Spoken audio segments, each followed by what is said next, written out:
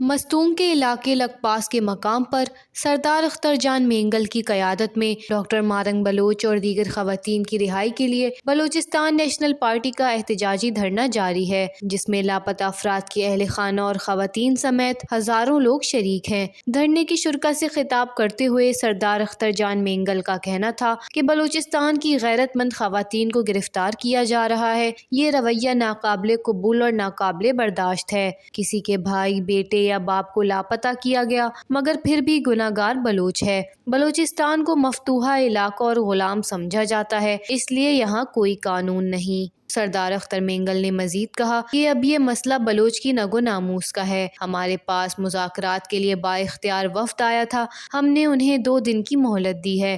سردار اختر جان مینگل نے مطالبہ کرتے ہوئے مزید کہا کہ ڈاکٹر مہرنگ بلوچ سمیت دیگر خواتین کو فوری رہا کیا جائے، بصورت دیگر ہم خواتین اور بچوں کے ساتھ مل کر کوئٹہ کی طرف لانگ مارچ کریں گے۔